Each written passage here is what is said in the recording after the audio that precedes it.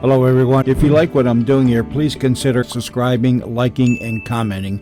It would really help the channel out quite a bit. Thank you very much. An aged and somewhat eccentric doctor invites some schoolmates to his residence for a scientific experiment.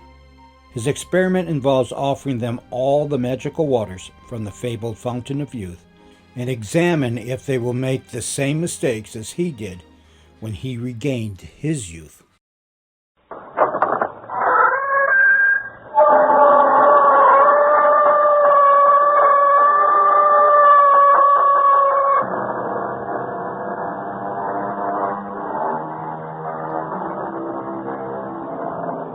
Come in.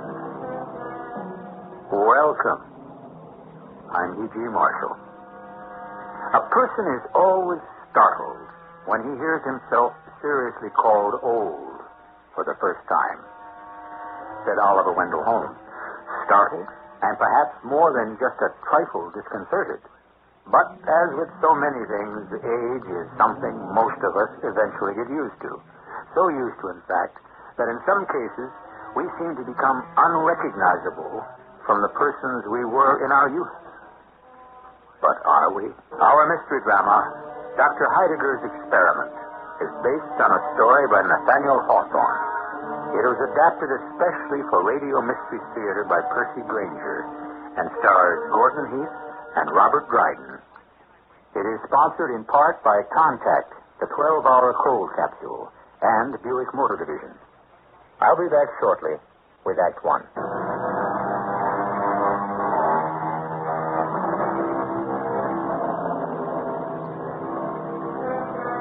Life and time are our only real possessions, someone once said.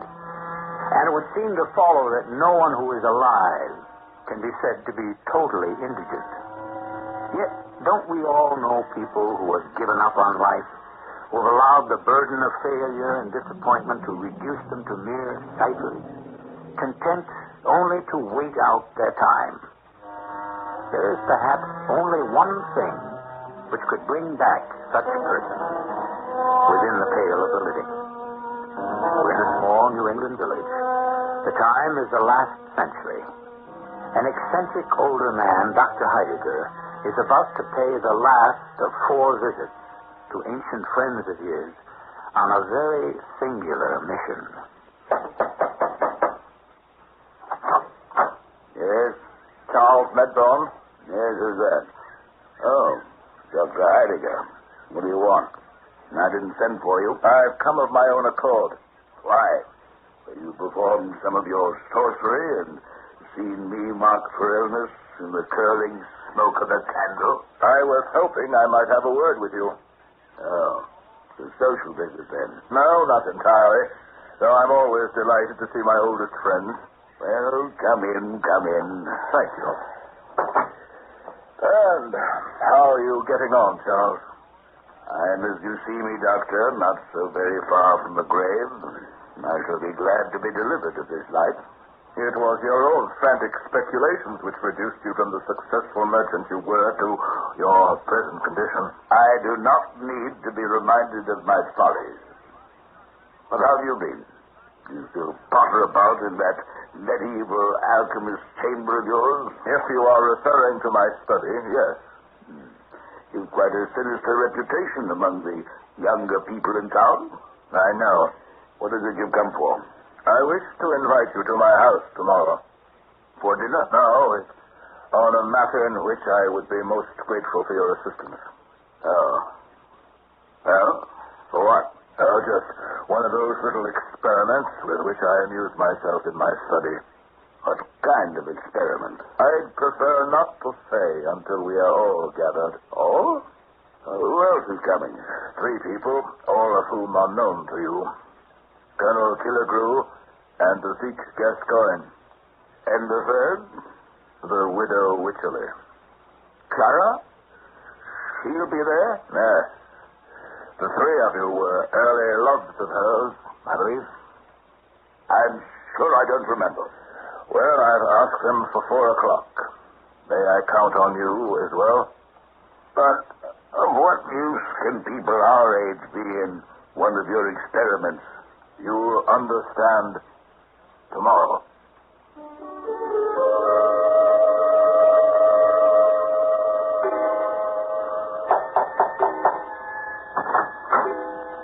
Doctor, your housekeeper directed me here to your study. Colonel Killigrew. Did I get the wrong day? No, not at all. Come in, please. Forgive my expression of surprise, but you see, I fancy myself as a student of human nature, Colonel, and it was not my estimate that you would be the first to arrive. I admit I was never known for my reliability in the old days, Doctor, but a man can change, can he not? I hope so. I'm not a hypocrite, Doctor. I won't say I'm better than I am, but when one is in constant pain with the gout and divers other disorders as I am, the wages of a debauched youth, it serves as a far more effective reproof against sin than 1,000 sermons. I fancied when you accepted my invitation yesterday, it was less from curiosity than in hope of obtaining a glass or two of port. No, my only desire is that this afternoon's activity will distract me from my pain for a brief hour or two. As for liquor, I've long since sworn off it. An admirable resolution. Ah, I see you plan to put me to the test. Oh, I've no such thought. But there are 4 champagne glasses set out on your table here, and a pitcher of a most serious sparkling liquid. The liquid is water, Colonel. Simple water. Water? In champagne glasses? Yes. It is, as one might say, the essence of the experiment I propose to do. Tell me, is Lady Wycherley coming? She is? And Charles Midland? And Zeke Gascoigne? Yes. Not afraid to gather all her suitors together in the same room. But I hardly think we shall have to trouble ourselves with the ancient rivalries of youth. I hope not, Colonel. I wonder what you have in mind. I never did feel at ease in this gloomy chamber, Doctor, with all these reminders of the past. That portrait of Sylvia there. You remember her? She was your fiancée. Yes, the most dreadful sorrow of my life. You know I killed her, don't you? What? Sylvia. I poisoned her on the eve of our wedding. I thought she took sick. She did. It was a minor thing, a trifle. She would have recovered from it on her own soon enough. It was not the disease, Colonel, but the physician. I tended her myself. I mixed a powder for her, and by some error of calculation, that simple prescription sent her to her grave. Oh, Doctor, that story's well known. It was not your fault. You do wrong to blame yourself, especially after all these years. Excuse me. Dr. Heidegger? The widow Wycherley. Do come in. Oh, fine place to receive your guest, I must say. This gloomy dustbin of a study, which hasn't seen the proper end of a broom in 50 years. You see, the Colonel is here. Oh, yes. Colonel, how do you do? As well, madam, as can be expected. Indeed. Dr. Heidegger, I do not believe you told me that this person, whom above all others I should wish to avoid, would be here today. Indeed, madam, I did tell you, and you, as I recollect, registered no complaint at the time. Oh, well, then perhaps I did not hear you. Madam, I hope that whatever was between us in the past shall not prevent us from being civil to one another in the present. It shall. Doctor, I trust we shan't be long. I am not used to being out these days. I know. And it has long been my professional opinion that more fresh air would do you good. Oh, easy enough for you to prescribe, Doctor. But it is difficult for me to go about the town now. knowing what people think and in what condition stands my reputation with them. Oh, you of all people should know that, for it was you who pronounced my husband dead of a disease which shan't be found in any medical text. He died of a seizure. A seizure brought on by the foolish weakness of a wife who could not resist the flatteries of a certain jaded dandy. Come, madam. You shouldn't excite yourself. Pray have a chair. Oh, yes. None of it matters now, I suppose. Thank goodness I am ugly now and can do no more harm. Enter. Hello, everyone. Sorry I'm late. I hope I haven't kept you all waiting long. No. We are still awaiting the arrival of Zeke Gascoigne. Have a seat, Charles. Thank you. Hello, Colonel Killigrew. Hello, widow. Hello, Charles. And where is the final member of this august body? So, I see you've made me the last one. Good afternoon, Zeke. Here's your chair. The collection of antiques you assembled, Doctor. My compliments. They look like the offspring of nature's dotage. Gray, decrepit, sapless, miserable creatures who sit stooping with so little life left, even the memories of youth cannot animate us. Oh, you always were a maker of pretty speeches, Zeke. But for all that his tone is insulting, he speaks more truth now than he ever did as a politician. That's true. If I had it to do over again, I should be much cleverer, I assure you. My dear old friends, please, if we could begin while there is still light. As you know, I have asked you all here today to aid me in performing an exceedingly curious experiment. We don't know about your exceedingly curious experiments, don't we? What'll it be this time, Heidegger? You see here, upon my desk, a large black folio volume with silver clasp. Yes. It said to contain all the secrets of the black magician's art. So it is rumored, but it is not the truth. What this book does contain, among other things, of course, is my most treasured possession. Here, pressed between these pages, I've kept this withered rose. Please examine it closely. Why, it's practically falling apart. Ready to crumble into dust like us. This rose blossomed 55 years ago. It was given me by my fiancée, Sylvia Ward, whose portrait hangs yonder. I meant to wear it in my bosom at our wedding, and for 55 years it has been treasured between the leaves of this old volume. One can barely tell its original color. My friends, I ask you, would you deem it possible that this rose of half a century could ever bloom again? Oh, nonsense. You might as well ask whether an old woman's wrinkled face could ever bloom again. So I would think, too. But please, direct your attention now to this table over here. You see this pitcher of cut crystal? It contains a sparkling liquid. I will lay this withered rose on its surface. Well, it floats. What of that? Any flower will do the same. But wait. It's beginning to move. Look, its leaves are stirring. It's changing color. Good heavens, it's reviving. You see? It's regaining its original hue. Oh, and the stalk, it's turning from brown to green. It has revived from its death-like slumber. It looks now as it did when Sylvia first gave it to me. Well, do tell us how you effect it. Yes. You told us that picture contained nothing but water. And so it does. But how could mere water have such an effect?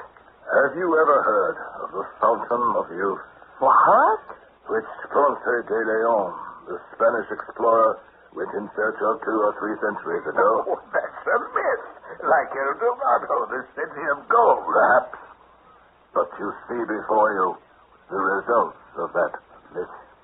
But he never found it. Because he never sought it in the right place. The Fountain of Youth, if I am rightly informed, is situated in the southern part of the Floridian Peninsula, not far from Lake Macaco. Its source is overshadowed by several gigantic magnolias which, though numberless centuries old, have been kept fresh as violets by the virtues of this wonderful water. An acquaintance of mine, knowing my curiosity in such matters, has sent me what you see in the picture. All this is very interesting if true, Doctor, but what may be the effect of this fluid on people? That, my dear Colonel, you shall judge for yourself, for that is why I have asked you here today. I should like you, all of you, to partake of this liquid, that I may observe the degree of its potency upon the human frame.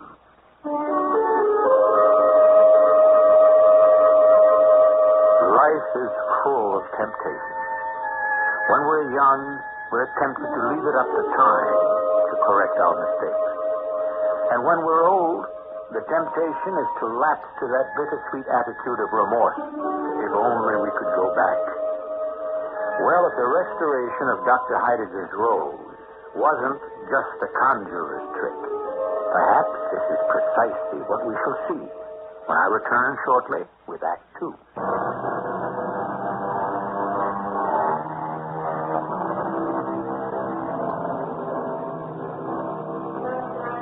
Which of us has not at one time or other had the fantasy of returning to the days of his youth, armed with the knowledge of a lifetime, an experienced mind in a fresh body?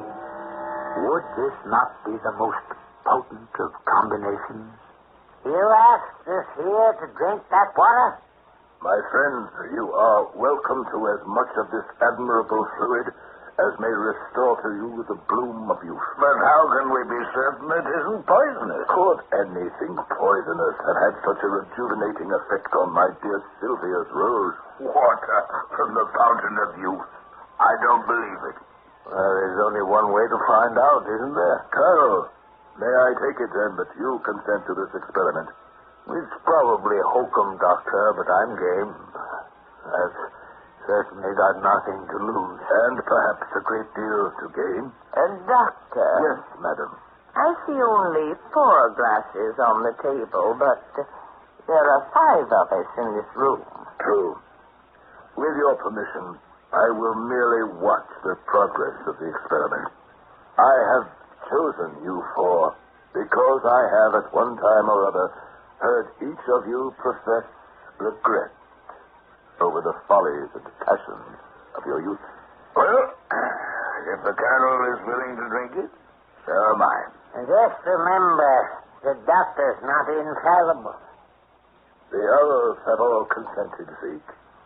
What about you? I don't know.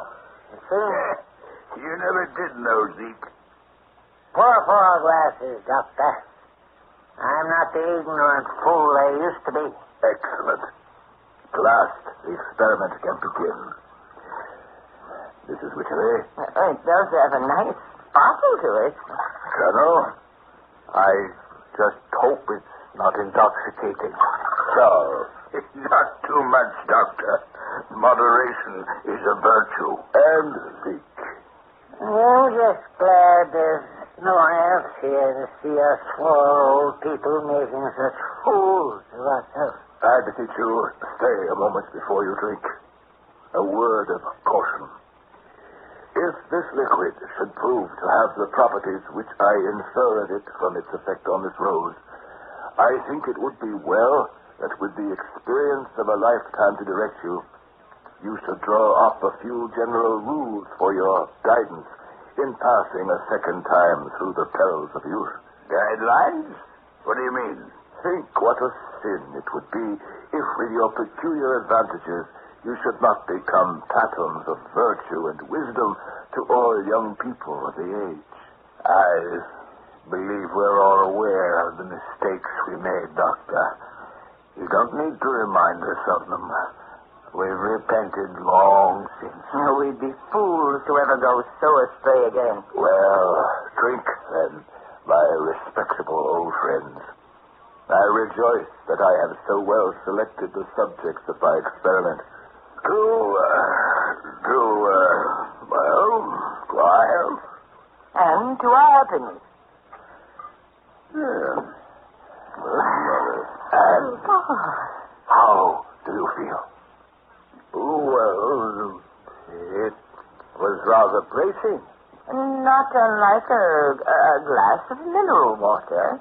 I don't feel any different. Well, I can see a color in your countenance that wasn't there before.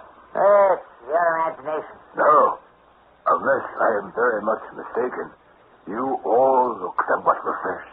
Oh, surely not me. Why, especially you, madam. I see a distinct suffusion in your cheek. Oh? I'm feeling positively rejuvenated. Do you think this liquid could truly be the real thing? I don't feel anything but a pain in my back. Why, this is most remarkable. As I sit here, you are visibly transforming. It's true. Look at this. I don't need my glasses anymore. I can see quite well enough without them. And I don't need my cane. The gout in my leg is gone. I think it's some kind of trick. The doctor has us under some spell. The power of suggestion, hypnosis. Then how does that explain what's happening to your hair? What? It's growing darker. Look, in the mirror. Well, so it is. And the wrinkles in my face, they're gone. I'm myself 30 years ago. I look as I did at the very height of my political career. I noticed, Doctor, how they've all been quick enough to forget about me. Not at all, my dear widow. You look positively charming. What? Oh, surely, Colonel, you flatter. No. You are, if I may say, in your buxom pride. Oh, have I really changed? Come, have a look in the mirror. Why, they're all gone. Every crow's foot, every strand of gray hair. Oh, how ridiculous this old cap is. It makes me look like a widow. I must remove it at once. Clara, your hair, look how it shines. As golden as when I was a young woman. Oh, but I am a young woman. Doctor. Oh, my dear. Oh, doctor, pray favor me with another glass. Certainly, madam, certainly. The experiment is going admirably. You see, I have already filled the glasses for a second round. A toast. A toast to the clever and glorious doctor. But what are Charles and Zeke doing off in the corner? I've just hit upon the most ingenious scheme for making money since the invention of the cotton gin. What is that? Go where there's a need with a product that fulfills that need. Is this not the first principle of sound business? Yes. Well, then, what is it they need in the East Indies? The East Indies? Ice. They need ice. And where is their ice? Why, at the poles. Whole icebergs could be towed to the Indies by means of harnessing them to teams of whales. Charles, it was just such improvident speculations which led to your financial ruin before. But the cost would be minimal. And think of the profit. Why, I'm sure to have a monopoly, am I not? Gentlemen and madam, as I see the good doctor has been kind enough to refill our glasses, I think this is the perfect time to announce to you all my intention of re-entering politics. Bravo! Good. And what causes do you intend to espouse in these tranquil times, Zeke? America for the Americans, naturally. stem the tides of immigration which are threatening to rend the tough native fabric of our society. This isn't how I intended the experiment to go. The water is quite a success. It's the people who are the failures. I feel like a new created being. Where's Clara? That's the mirror again. How do you do, madam? How do you do? Look at these ridiculous clothes we wear. How unflattering they are, and how old-fashioned. Remember how we used to walk, all bent over and limping from the gout? Hey, look at the doctor. He sits there in his high-backed chair and stares at us with such a disapproving expression. Oh, come, doctor. You're much too solemn. Get up and dance. What a queer figure he'll cut. Perhaps we should take the skeleton out of that cupboard for him. No, it shall be none but I. Come, doctor, you dear old soul. Let us dance. Excuse me, madam. I am old and rheumatic, and my dancing days were over long ago. I am certain, however, that any of these gay young gentlemen would be glad of so pretty a partner. Yes, Clara, dance with me. No. I will be her partner. It was me she promised her hand to 50 years ago. No, she promised it to me. But it is I who have always loved her the most. If that is true, Colonel, why did you not make good your vows at the time of my husband's death? I was free then. Permit me to do so now, Clara. If only we can go somewhere and be alone. Colonel, stand aside. What can you offer her but a life on an army post? Whereas I will someday be a senator. It is I who can offer you the most, Clara, for I will be rich beyond all your wildest imagining. With your silly ice scheme. Both of you out of our way. Good heavens. What? Oh, doctor, we'd almost forgotten you were here. What is it? I was watching you just now, the four of you quarreling, when my eye was caught by your reflections in the mirror. I could swear I saw a ridiculous contention among three old and withered grandsires for the skinny ugliness of a shriveled granddam. What? What did you call me? Dr. Heidegger, how dare you? Please, I'm sorry. I didn't mean to be insulting. Of all the impudence. The unnaturalness of what I saw made me forget my tongue. Indeed, sir. If your age did not serve as your protection, What would you do, Colonel? Would you challenge me to a duel?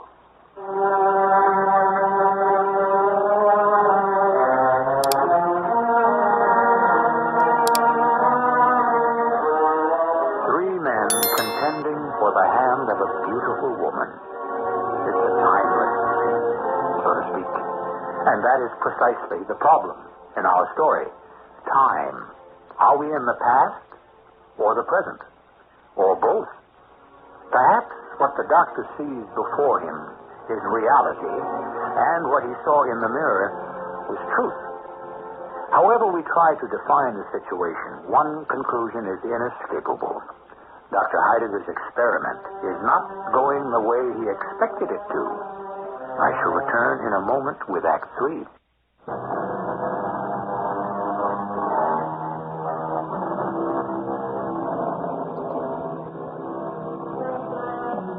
Few people know how to be old, observed a French moralist.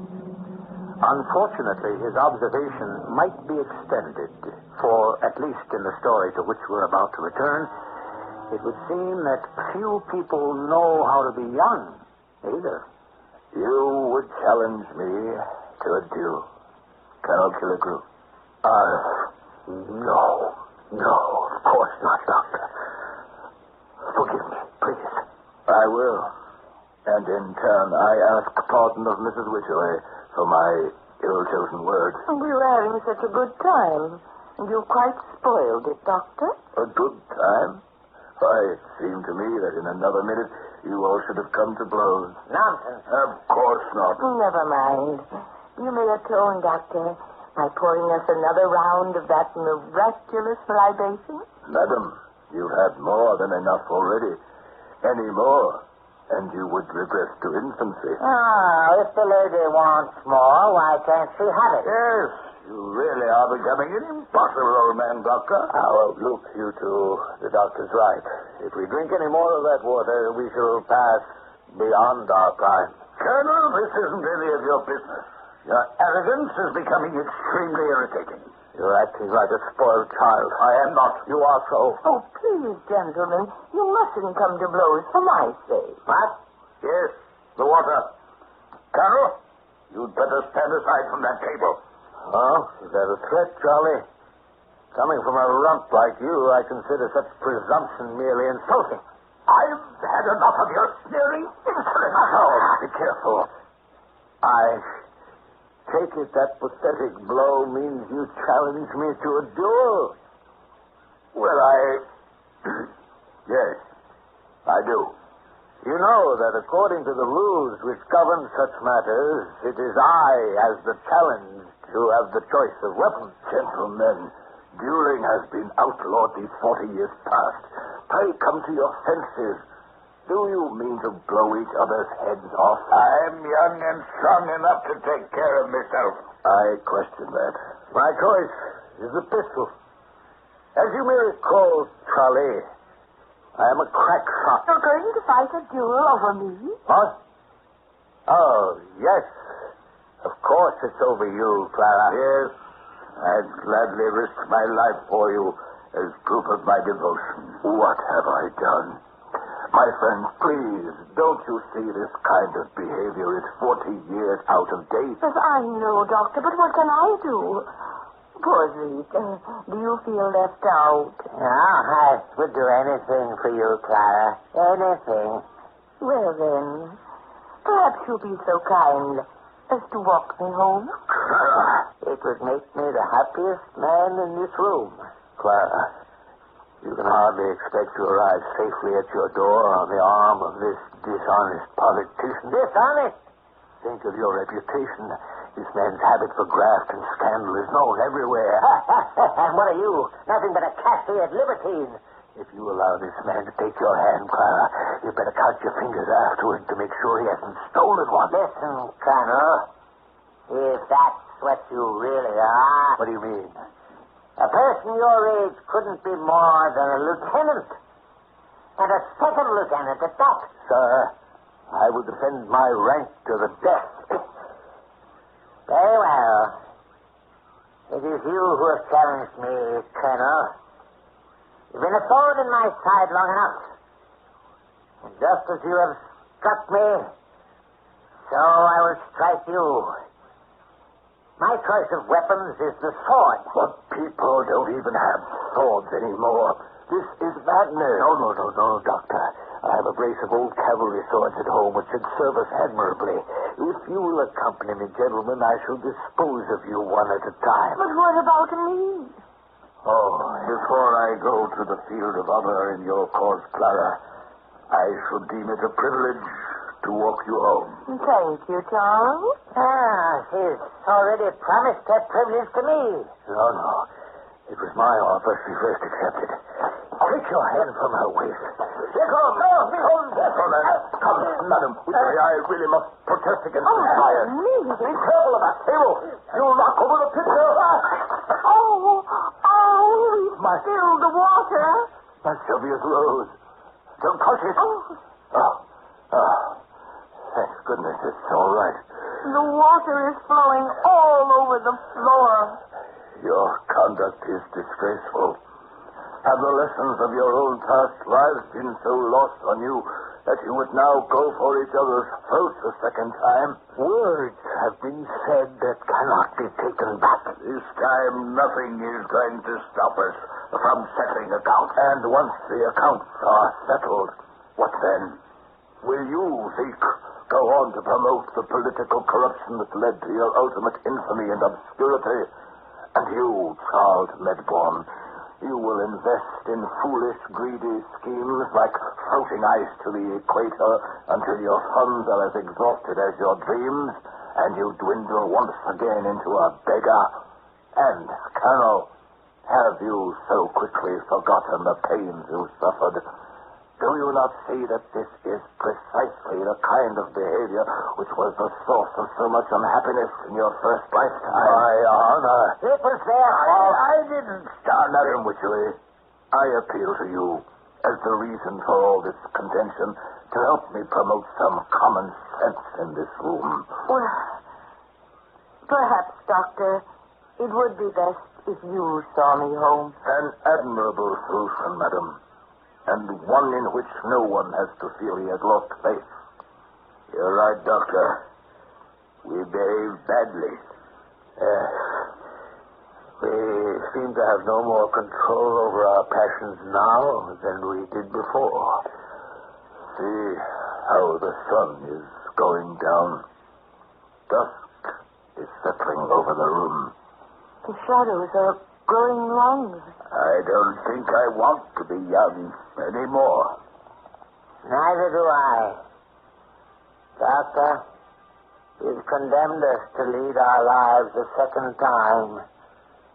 And all the wisdom in the world won't stem the weariness we are bound to feel. I can't imagine we shall continue to find life interesting. My friends, I am sorry. I proposed this experiment without fully considering its consequences. I think now, too late, I see the lesson it has to teach me. That it is wrong to attempt to alter the natural order of things, for there is a reason why they are so. Doctor, what's happening to your hand? What? It's the rose you're holding. It's stirring. What? The petals, they're shriveling. So they are. My poor Sylvia's rose is fading again. All its beautiful color gone. How quickly it regressed. It's as dry and fragile as when I first threw it into the pitcher. Colonel, what's the matter? It's funny. I thought I felt a twinge in my leg. A pain, perhaps. No. It's nothing, really. I think it is, Colonel. I suspect it is a pain remarkably like a gout. No. The conclusions seem inescapable, my friends. The water is indeed potent, but its effects are temporary. Have you no more of it? All that my friend sent me was in the pitcher, which you have broken. It feels so cold all of a sudden. That is because you are without your cap. Here it is. Oh, thank you, Doctor. It's growing so dark. Where are my glasses? My dear old friends, welcome back. Where's my cane? I can't stand the pain in my legs a minute longer. Here it is, Colonel. Are we growing old again so soon? Come away from the mirror, widow. Oh. My face has once again lost all its flesh. Oh, I wish that the coffin lid were over. Come, good lady. Yes, you are old again. And see, the water of youth is all lavished on the ground. I, for one, bemoan it not. Such is the lesson you have taught me. I think, Doctor, that it is time we took our leave. Yes. Goodbye, then, my lifelong companions. We have, I think, learned much today, have we not?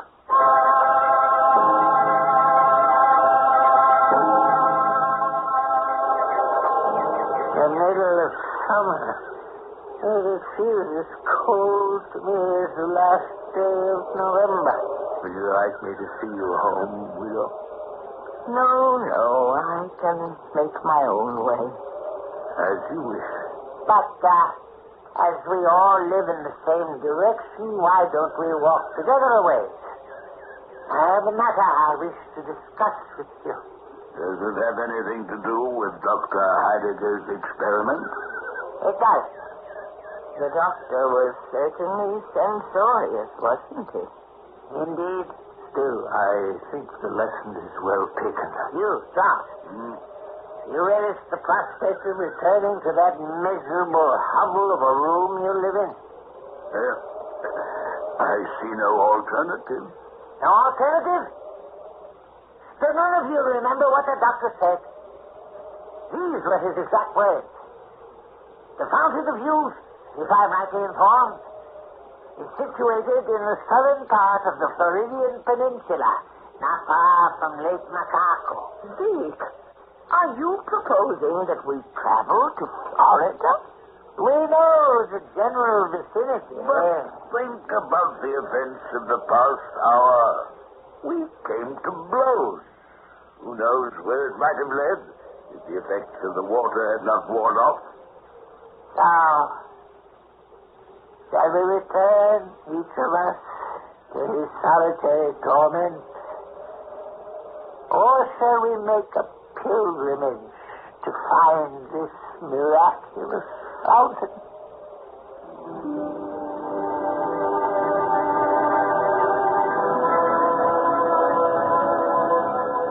Man's eternal pursuit of greener pastures. Why does it so rarely occur to us to simply cultivate our own gardens? Certainly our story would have been quite different if the characters had heeded the words of James A. Garfield, the 20th President of the United States. If wrinkles must be written upon our brows, let them not be written upon the heart. The spirit should not grow old. I'll return with a final word shortly.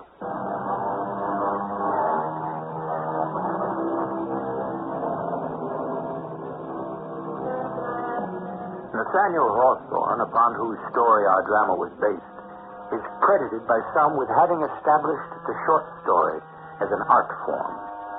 His tales often dealt with the occult, and sometimes with the loneliness and eccentricities of New Englanders. Dr. Heidegger's experiment dealt with all three. Our cast included Gordon Heath, Mary Jane Higby, Guy Sorrell, and Robert Dryden. The entire production was under the direction of Hyman Brown. This is E.G. Marshall inviting you to return to our Mystery Theater for another adventure in the macabre. Until next time, pleasant dreams.